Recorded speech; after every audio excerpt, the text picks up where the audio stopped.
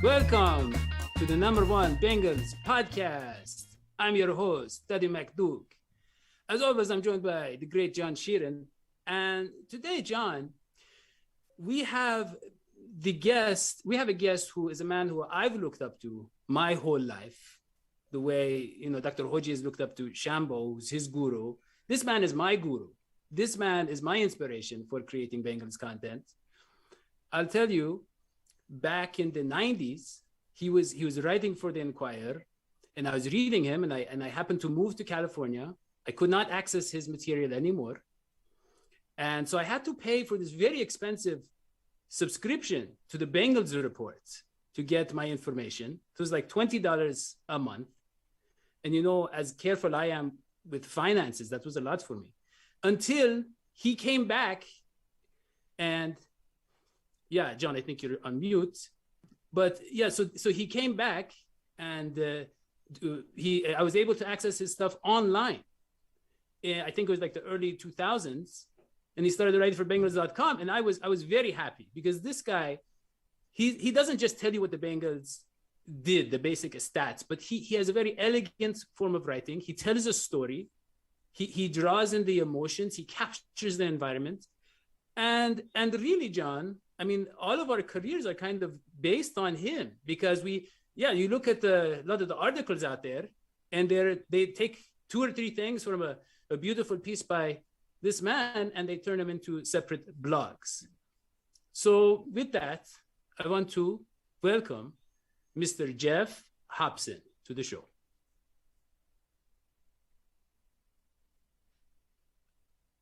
Yeah, Geoff, I think... hello? Yep. Am I? Yeah, we can hear you.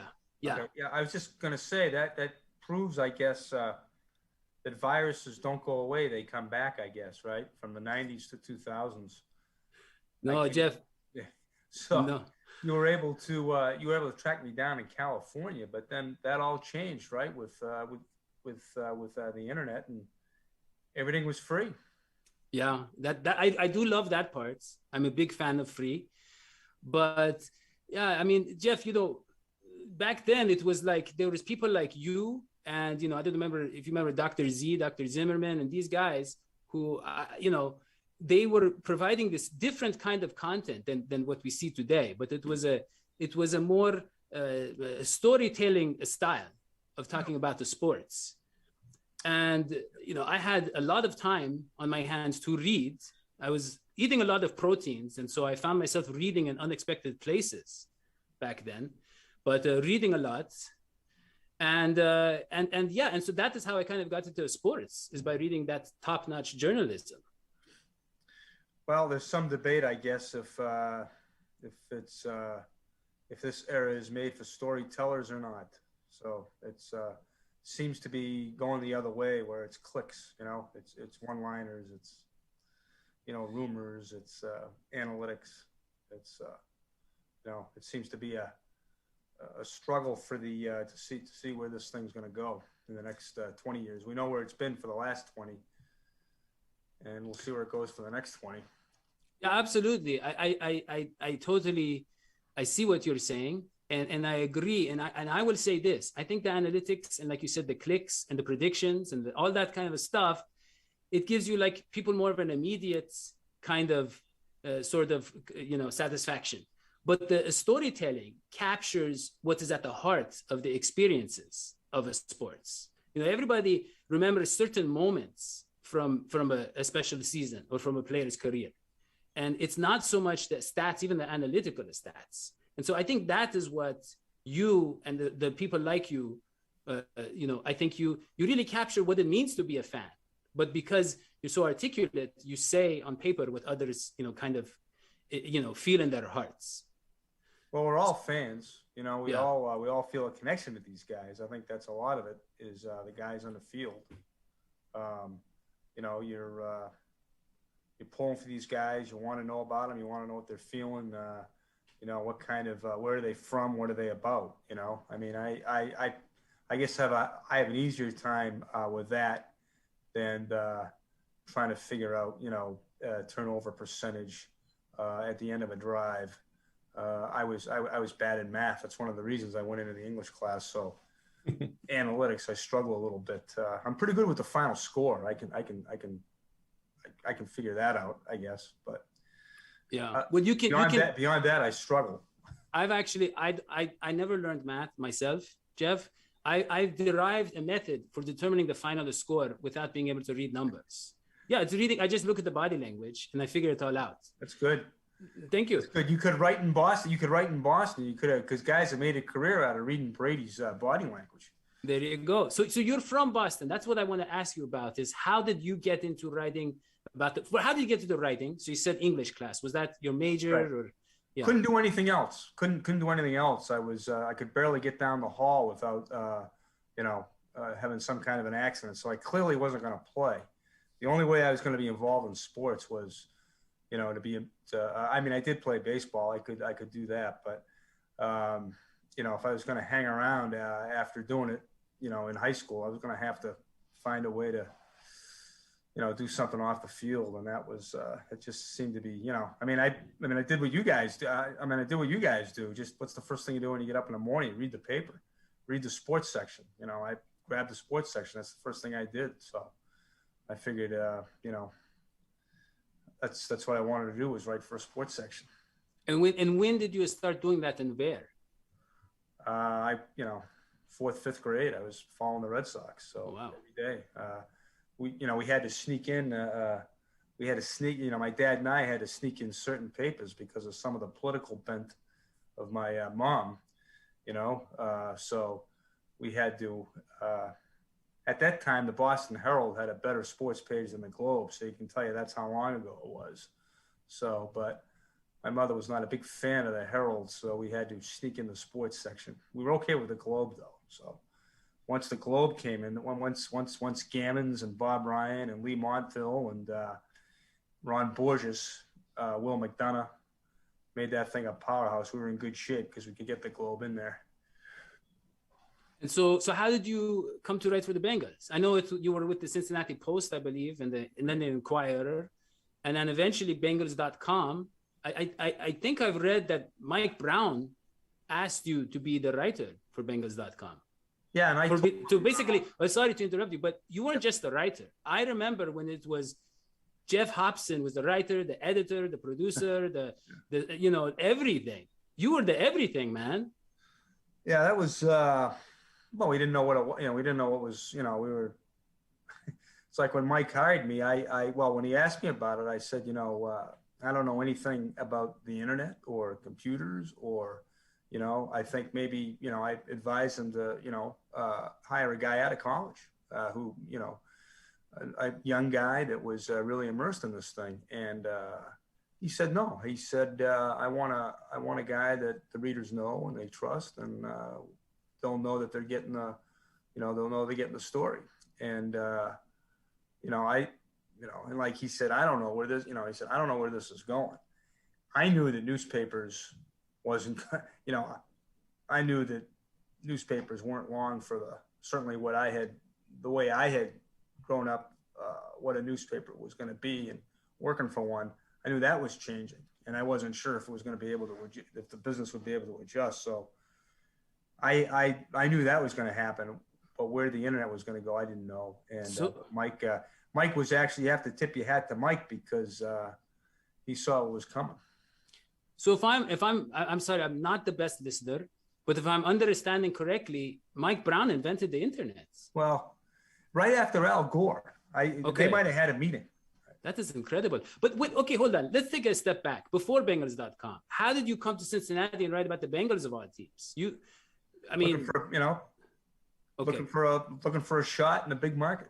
I was went to Syracuse, worked at some smaller papers, was the sports columnist in Portland, Maine, and wanted to get a shot in a big town with sport, with major league teams. I see. Wow. We're so lucky. Honestly, anybody who's out there and reads the other, you can't say, senior writer, I guess is the proper term, but but that's, with the emphasis on senior, But I think the people who were really lucky were my kids who got to grow up in Cincinnati, which was a huge thing because they had a great, I think they really benefited from growing up in the Midwest. And absolutely. Daddy, I want to jump in here and just to clarify something that Geoff said. Did you say that you wanted to work in Cincinnati because you wanted to work in a big market, or did you just equate those two? Bigger market, yeah. I mean, to me. I mean, growing up, I mean, Cincinnati was big league all the way. Yeah. I mean, the Cincinnati Reds is no better. There's no bigger. I mean, that's the major leagues. Plus also too, having a couple of kids. I mean, it was also a very livable city. It was a major league market and livable and good for kids. So I didn't see it as I didn't see it as small. I saw it as a place with major league teams. Yeah. Well, okay. So look, Mr. Hobson, I want to talk about how many years you've been covering the team. 30 years, maybe. Off and on for 30, but 20, this is my 22nd season with Bengals.com. Yeah. And so yeah, I want to know some of your memories, because we've only been doing the show for 8 years. And we have so many memories with Bengals players and management and all that. We had John. I mean, we had Wayne Box Miller on the show. We did. And our co-host Hoji the Electric Esmoji almost indoctrinated him into some vegan cult. And that was very not what I expected. Because I was trying to get him basically to motivate my team. You see, we have another guy on the show, but you see, he's not here because he's on his 4th summer vacation, Mr. Hobson. Anytime, and back in February, there was one sunny day. He said, "Oh, it's summer. I'm taking my vacation," and then this kept happening. And so that is our situation. And so Wayne Boxmiller was he's a motivational speaker. He was supposed to talk some sense into him, and then instead he ends up on his side. So that is one, I guess you could say funny story. Yeah. That's a great vacation package. How do you get it? Yeah. I mean, and with our budget, it's really, this is why the shows are struggling. But yeah, so I want to hear some of your best stories with players, with, organization members. I did not cover. I was not there when Hallis was at the car dealership and invented the league. I just missed that one. I didn't cover. I know some of the guys when Corey Dillon broke Jim Brown's rookie rushing record in 1997. I think some of the guys thought I covered that game, but I did not cover that one. I was born after a couple of years after Jim Brown got out of Syracuse, but Dillon is really at the center of a lot of my memories because he had 2 great games. That game we're talking about, the 97 game when he broke Brown's record, and then of course the Peyton game when he broke Walter's record. Boomer coming back in 97, and just covering Boomer in general. In 90 and 91, that being able to cover Sam Weiss was a treat. I mean, that was a guy. You needed like 2 guys to cover Sam. You needed 1 guy to go in and cover him in the post game because it was a good chance it was going to blow up into a national story that would be on CNN, and then you had to have somebody else in there to cover the football game. So as Sam, you always had to cover your bases. Great guy, very engaging, smart. Those were fun days. Was Sam funny? Did he have any funny things to say? Was he like, did he mess with reporters or anything? Oh yeah, he was always used the media as a prop. Really, use the media. He was one of the great distractors. He would whatever, if his team was in trouble, he did a great job of making himself the issue. And of course, we were a willing willing prop, so he would go after us. But he was. Very, very cutting, very sarcastic, but a funny guy, and obviously just a guy with a big heart too. Because you saw what he did with with the homeless when he was here in town, and later when he went to settle in Pickens, South Carolina.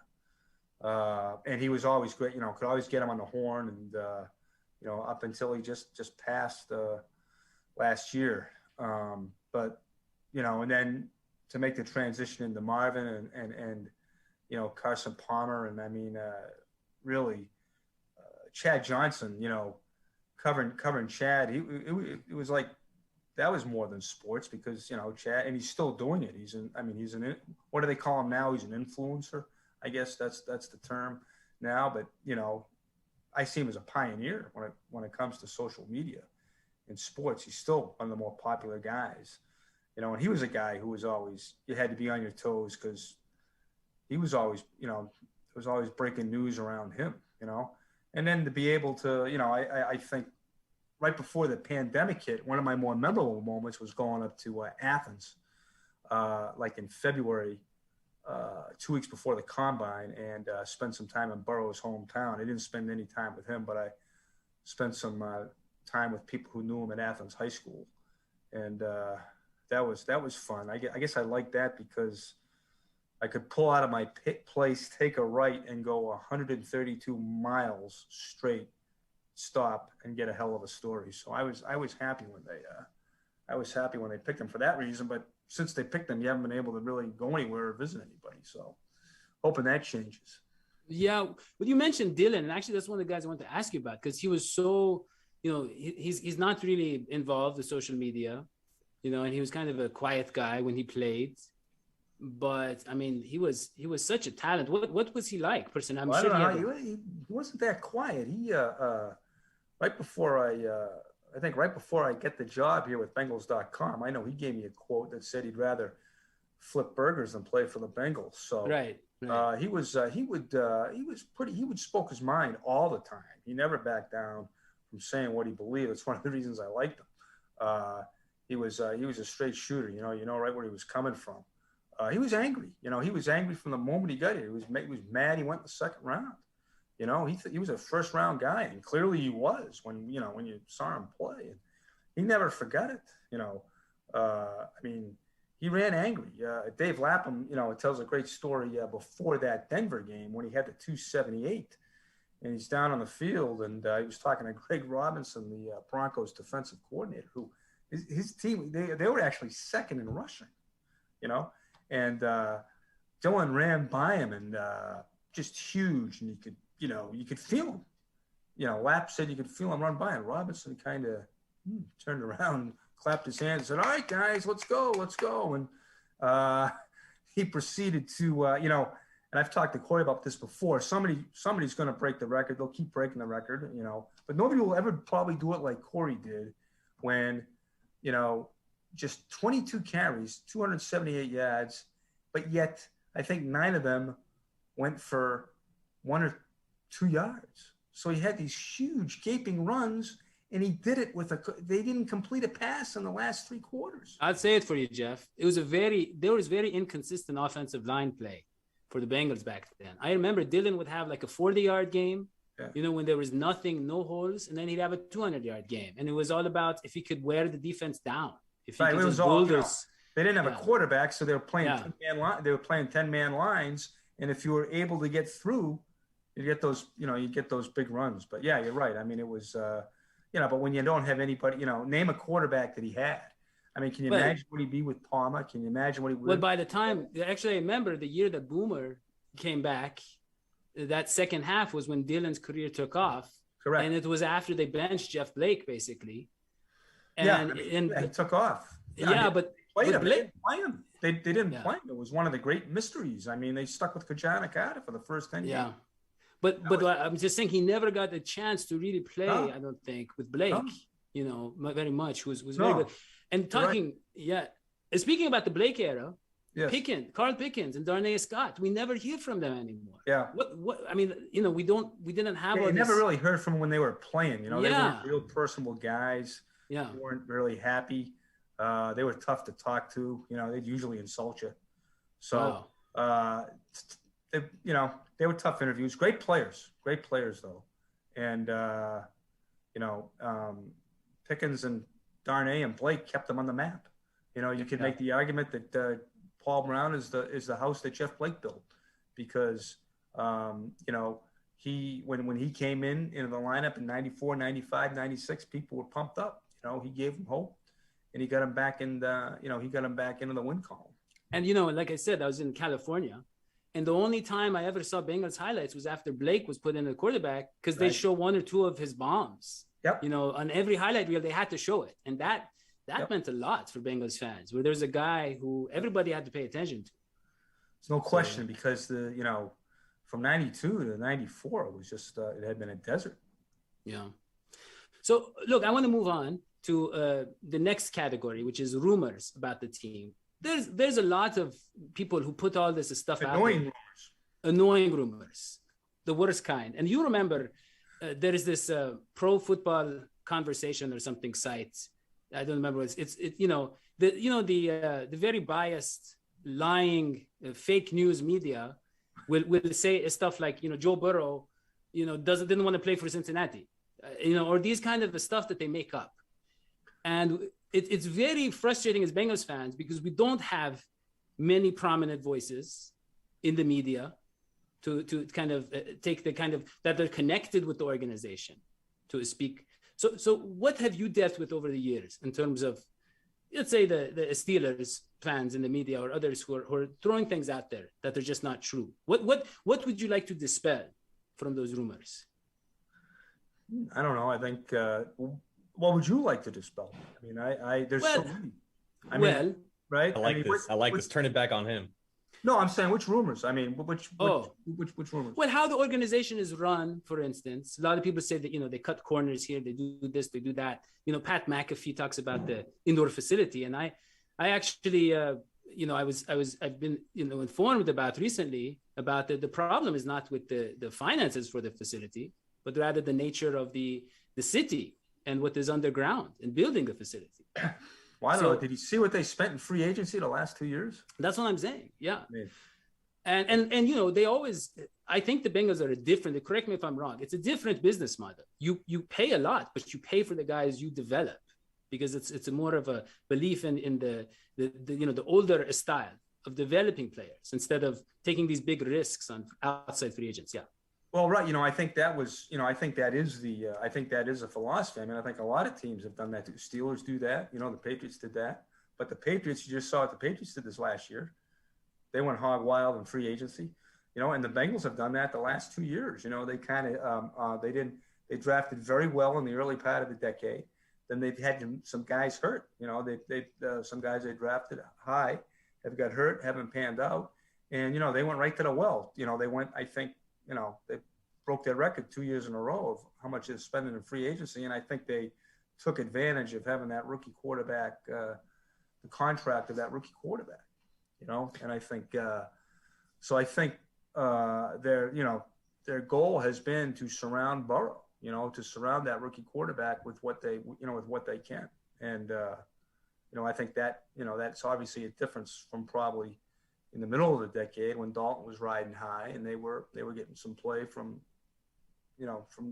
guys that they did want to give second contracts to.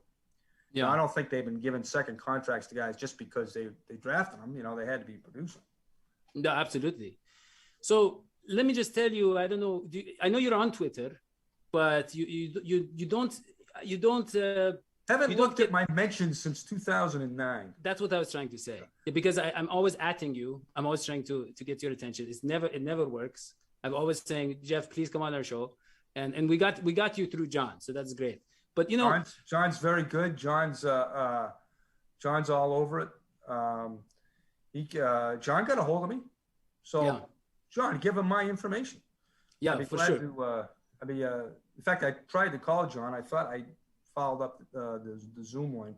Oh no! Did I miss a call from Hobson? John, just give him. Oh no! What's that?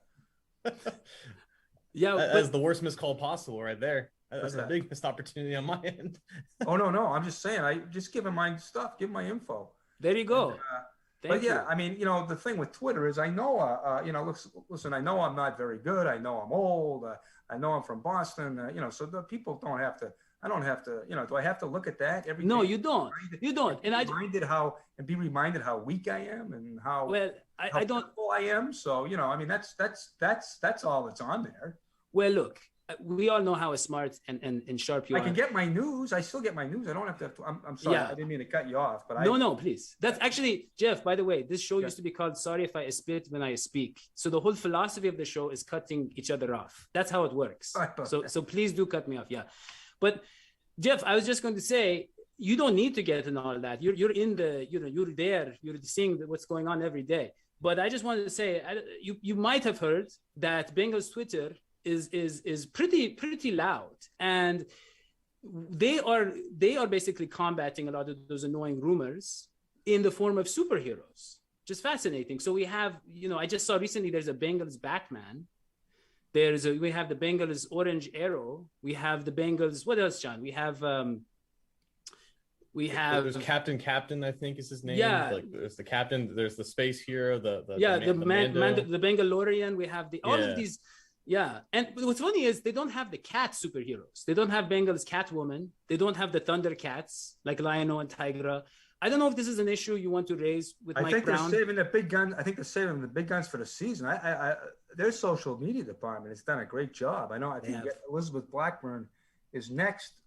The next topic, but she's been terrific with social media. I mean, she's turned that thing around. I mean, they're top. I think we're top 5 in the league.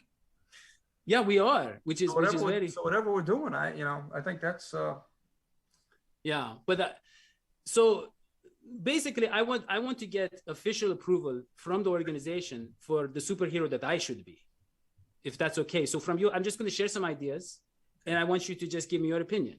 So I've been considering a few superheroes. One is the Penguin, obviously. So the Penguin, as you know, Geoff, he was accused, like me, of shady business dealings, just false, fake media, fake news. But he was teased as a child. Obviously, his funny looks, but he ultimately brings people together, and he accomplishes really, really great things by his ability to organize. So that is my first candidate for you. Do you know who played him in the TV series, by the way? A little trivia there. Yeah, I do. Penguin in the TV series. Yeah, Burgess Correct. Meredith. Burgess Meredith, very good. Who was Rocky's trainer. That's right. Yeah, very good. Thank you. I've been researching these characters, Geoff. He was also in the greatest Twilight. He was also in the star in the greatest Twilight Zone ever. Yeah. Time Enough at Last. Yeah, but you can see the resemblance, Geoff, right? I mean, down there. Yeah. So it's this guy in a hat, right? Yeah. Well, I don't have a hat. I can't afford the hat yet. You would be surprised how bootstrap our budget is, Geoff. You would not believe it. Yeah. But because you can't do numbers. I don't know why you're doing the budget if you don't know what Yeah. Yeah, but Geoff, how much do you guys get for mileage? Well, for my So basically, John is allowed to visit his parents' home where he can use their internet, and once a month. Yeah. So the second candidate, Geoff, is Snarf from Thundercats, of course. Now, Snarf was able to communicate with animals. Obviously, I'm a communicator. I'm in the media, and I think that Bengals Snarf would resonate with fans. Again, I really think Thundercats are not being used enough. I don't know if Mike Brown has complained about this or Elizabeth. I don't know much about the snap. I don't know much about that. Let's move on, please. Please, Courtney, let's move on to Monopoly Man. Now Monopoly Man. I know that guy. You know this guy. Yeah. So really, Geoff, Geoff, really, money is the greatest superpower when you think about it. Right. Because you can lobby the other superheroes to do what you want. So, but if you're a superhero, you don't care about money. That's why you're a superhero. I never thought of that. Right? Yeah, I think I'm going to scrap the idea, Geoff. I'm just going to scrap the whole thing. Unless it's like Joe Jackson in the 1919 World Series or something. I mean, Yeah, let's just move on, Courtney. Let's just move on. Courtney's our producer, by the way. She's doing a great job. So, Elizabeth Blackburn, anybody, fans, outsiders, everybody senses a difference. There's an energy. There is, I want to say, more accountability. There is more a strategy, and Mike Brown came out and said, Elizabeth, my granddaughter, unlike my own kids, is not afraid of me. And that says a lot, because Mike Brown is, he's a very lovable, cuddly man. So I don't know why his kids would be afraid of him. Maybe those are, maybe that's something you can speak to. But But Elizabeth is from a different generation where, I mean, I don't, maybe authority or age and all that kind of stuff means so much, but at the same time, you got to get business. You got to get down to business, get stuff done. Yeah, she's been in the business. I mean, she was in the business community for 5-6 years before she came over, which was, I think, that's done nothing but help her because she grew up in football. She grew up in a football family, so she got the best of both worlds as far as being able to have that business background, and yet she lives it and breathes it. I mean, she's no different than she's a Bengal fan. So yeah, she's not a superhero. I wouldn't go that far, but she supports the superhero. She actually invited them for the jersey reveal. There you go. And so, yeah. So see, again, I'm not going to say it was my idea about lobbying the superheroes. I'm not going to say she took my idea. Obviously, I'm not going to, I don't want like residuals or anything for that, unless you think it's possible. But Burrow is a superhero. Yeah. Yes, he is. Yeah. But Geoff, so basically you as someone in the organization, in the building every day, you sense the energy, you sense the difference as well. Oh yeah, there's no question. I mean, just around the uniform unveil, the video, just when the way they shot the video, I was, it was almost like a, geez, I mean, that was like it's almost like a movie scene, the cameras they had going on and I think the thing I think that really makes Elizabeth so effective is, she was sitting in this, she was weeping when Vontaze Burfict, I don't know if she was weeping. I know she was here when Vontaze Burfict intercepted the ball in a playoff game, and people were singing and dancing in the aisles, and she was one of them singing and dancing in the aisles. So, she looked out at the crowd, and in that moment, she said, "That's the way I want it to look," and and that's the way we all want it to look. I mean, yeah. I was up here. I was up in my office writing when Tez picked the ball off, and I was, I was yelling and screaming, and and then 2 minutes later, I was doing a major rewrite. But I think that she's felt it. She knows what she wants to feel like, and I think she's got a real connection with the fans. She does. So I think that's, and I think the fans are superheroes. Yeah. I mean, I can really identify with Elizabeth. Like we talked about Jeff Blake. That was her favorite player. Yeah. I don't know if you know, but the first video I ever made was Jeff Blake highlights. It was the first highlights of Jeff Blake on the internet. You search Jeff Blake, you see that video. I think it's 100,000 views. You did that? Oh, I was maybe in my 50s, but it was back in 2011. Okay. And so that was. I thought you did it right away. I thought you did it a little quick. No. As soon as I learned how to use YouTube, basically 2011, it was my first project, and my second was Carl Pickens and Darnay Scott. But now Blake, there was a lot. The thing about Blake was, and he had a lot of great plays that you were able to, I'm sure, put together, and he never had. I think he had like 2 100-yard rushers and like 52 Bengals starts or something. Yeah, and very average defense. Very average defense. That's right.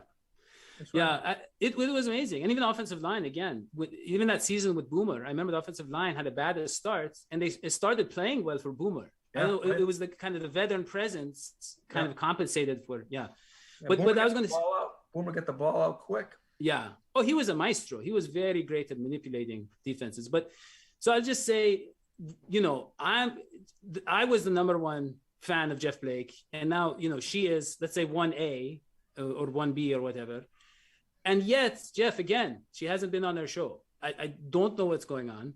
I'm crazy. Sure she'll be on. I'm sure you'll get her. Yeah, I think so. I really hope so, because I'm feeling the burn. That's all I wanted to say. I'm feeling the burn. Was her nickname, actually. That was her nickname when she was working for the NFL. Her nickname was Bernie. Yeah.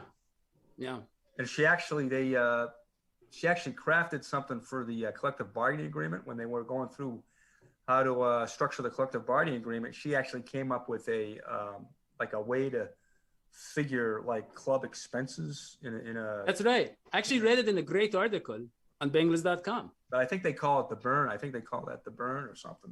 Yeah. That thing. Yeah. Actually, I reworked that article of yours from Bengals.com into a blog. Got a lot of clicks. A lot of clicks. Doing that. Yeah. Yeah. Made a lot of money. No, I'm just joking. No, I didn't make money. But Geoff, look, let's move on to the camp updates. Okay, let's talk about today. Now, one question we have from big homie 50, not 49, not 51, but 50. He wants to know who is flying under the radar from the perspective of, from you. Like, who is the guy that the media or maybe fans don't see in training camp as being, as big of a, positive kind of piece? Well, anybody on defense has been super. I mean, I think Logan Wilson's flying under the radar. I think he's been very solid, but it's kind of tough under the radar. I guess you wouldn't. You would expect the highly paid corners to play, to do well, and they are doing well. The young guys, I think, expect Chase to do well. He's a rookie. He's going through some ups and downs.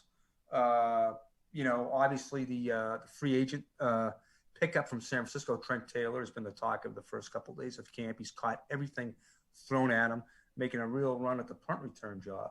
And I think he's a guy you're going to have to keep in mind. Yeah. I was at the open practice on Saturday. Yes. And I saw Trent. He caught a deep pass in the first half, if you will, whatever you call it. And then in the second half, he caught he got a one-handed touchdown. That's and great. All of his teammates surrounded him and congratulated him. It's very clear that he's really making some noise. Oh, he's a, I think also too, there's another guy you have to keep an eye on, and it's been quiet. I think Puka Williams, the running back, who's playing wide receiver from Kansas. I think he's going to get a long look. I think it's a long shot that he makes the club, but I think he's an interesting guy to watch. Well, and also Trayvon Williams, who's on our show, it was a delight. He was on our show. Yeah. Of course, he wasn't a big fan of my frugality, if you will, my lack of hospitality and how I, but we had a lot of fun, and Trayvon looked great. He looked very explosive. What about Chris Evans? I think Chris Evans is going to make a run. I think that's a great matchup, Chris Evans and Trayvon. I think that's going to be a great battle. They really like the way Evans catches the ball. And I think he's looked good out there. A lot of people want to know about Jackson Carman. So I saw him working with Frank Pollock a lot, and I know he's moving to guard, so it's going to be a transition. So a lot of people are saying maybe he won't be the starter day one. Is anything clear? Yeah, I think that's to be played out. Frank's not going to give a job to anybody. I think they're rotating right now. Jackson and Michael Jordan got reps with the first team today. And I think that's going to be something we're going to see as camp and the preseason goes on. But I think they like Jackson. But obviously he's got to. He's a rookie. He's gonna. This is like the first week, so I think he's gonna get eased in. All these things will be decided in the three preseason games. We can really speculate, but there's not much value. Yeah, I agree. Would you? I'm sorry. Go ahead, John. I just wanted to ask, would you classify what's going on with kicker as an actual battle, or is that more just a battle in name only?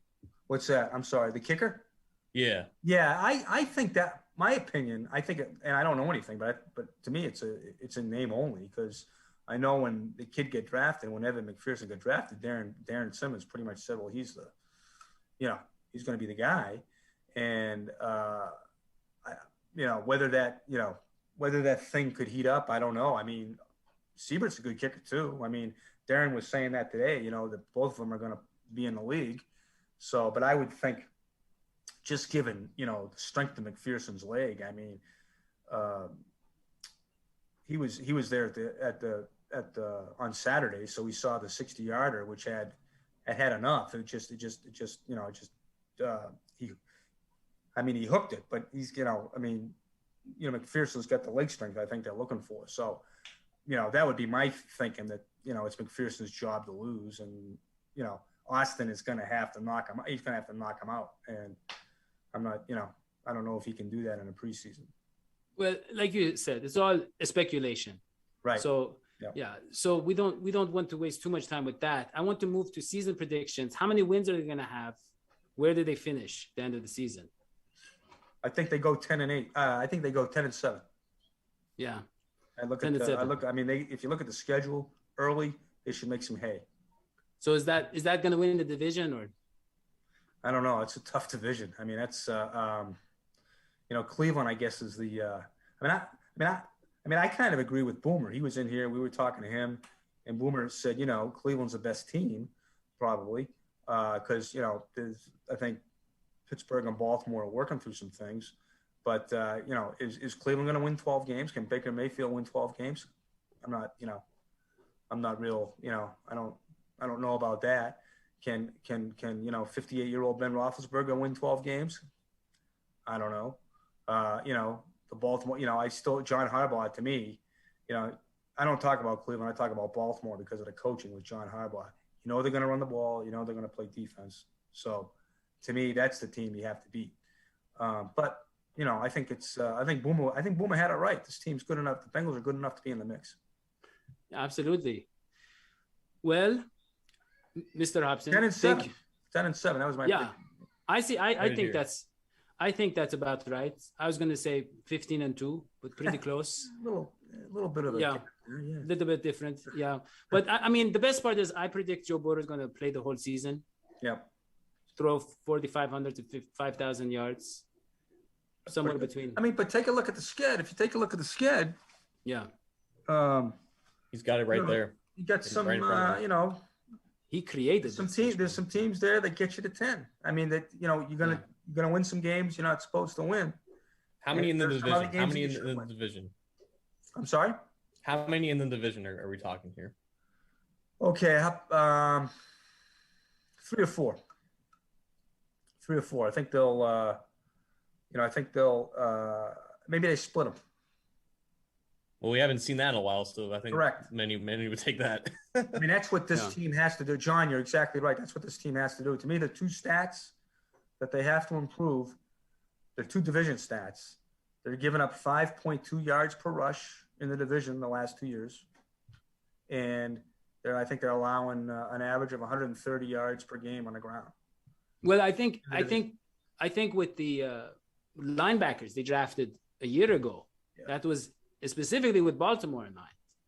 Guys that can fly around and catch up with Lamar Jackson. And so, I think if they can stop Lamar Jackson, that's going to go down to under 5 for sure. But it's Lamar's got their number, no question. They got to figure out how to stop him. So I know they feel like the guys they try, some like Sample and Osai, that I think they believe are they can set the run against, they can set the edge against the run. I think that was a big thing, and I think that's why they liked Hendrickson, because I think they feel like not only that he can rush the passer, I think they feel like he's a good run defender. So, all I think with Baltimore and Pittsburgh in mind, and Cleveland really. They've Chubb and Hunt have really carved them up too. Yeah, absolutely. Well, Mr. Hobson, it was an absolute pleasure to have you on the show. It was great being on. I thank you for having me on. I know I probably wasn't a comedic hit, but I thank you for having me on. No, neither were we. We never are, but we guys, just report the news. You guys have a show. Actually, let me tell you, who is very funny is Mike Brown's wife, Nancy. Very funny person. Hilarious. We had a dinner together, and I don't know but she put a whoopee cushion on my seat, and obviously that's hilarious because I don't have that problem. But we're just all cracking up. And in the Bengals as an organization, they have their family organization, a lot of fun, very lighthearted.